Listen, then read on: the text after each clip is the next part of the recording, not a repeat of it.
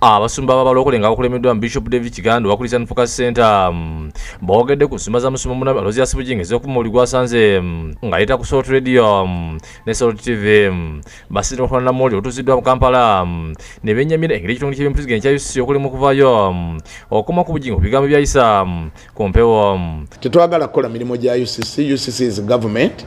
UCC bwebanga ina ekikyamu kyeraba ekikozeseddwa nga mwenna bwe muli concerned nga bakikoledde ku mpewo ng'empewo ekozeseddwa bubi. Let UCC do its job. Bagamba nti bazibatuukirira omusombo ono okumuwabula ku ngeri gy'alina okwogeramu eri abantu n'okweyisa obulungi eri abantu babula nabo yamabaliza abavodde. Si kumwegaana lwa bubi naye olw'ensonga nti atuukiriddwa emirundi mingi nga awabulwa aweebwa amagezi ebintu byalina okwewala okukola bye tulowooza nti ffe tetukkiriziganya nabyo ng'abalokole yenaga nti oba mmwe temubikkiriza nze byenkola era byenjagala. Naye ffe ng'abalokole twasayidilayinize naye tetusobola kukkiririza byakola ki byakola. Bakanyiza okumubola n'okumulisa amanga abalokole olw'engeri gy'atabuddemu ekitiibwa ky'obusumba ne mukyala we. Olw'ekyo tatuvunaanyizibwako tetumuvunaanyizibwako buli byakola byonna bireme kutunuulirwa nti ekkanisa y'abalokole y'ebikola.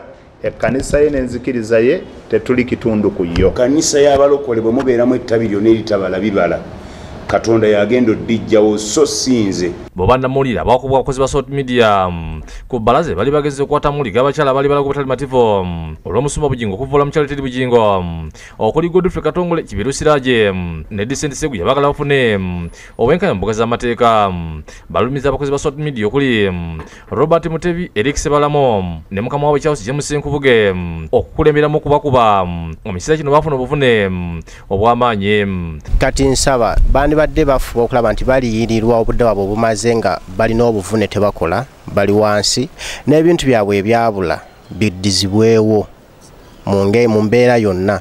Mukwate essimu zange Samsung S6 akasimu ka Itel kali mu kika kya MTN n'emitwalo gyange 2 muzizze ne obujjanjabi njagala obujjanjabi ne munnange Katongole ali ku kitanda kati wamutakikola kutujjanjaba kutusasula tugenda mu kooti tufune obwenkanya. Ku wakakiiko akasiddwa ekitongole kigatta bannamawulire akawujja batandise okulonyiza ekyaviiddeko bannamawulire basoote okusibuka empisa.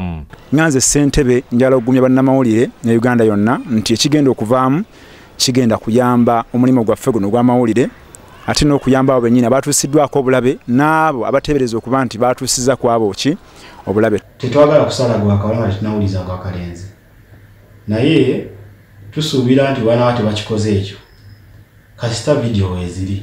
Bobannamawulire abegenda emikwano gy'omusasi wa Bukedde Godfrey Katongole Benjamin Hulai kyatuuse ku munnaabwe.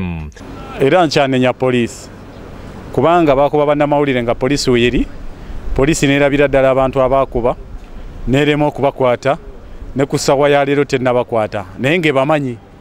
Teyabuuzizza bano ababadde bakuba bannaabwe batuuni bazijjewa kubanga ebikozesebwa byonna kitataasibidde olwa mmundu lwako ate nga si musirikale kati bw'oŋŋamba nti ebbatuuni eri ne bannamawulire bagikubisa bannaabwe be balwana nabo mba neebuuza enkolagana eyo evaawa era babijjeewa.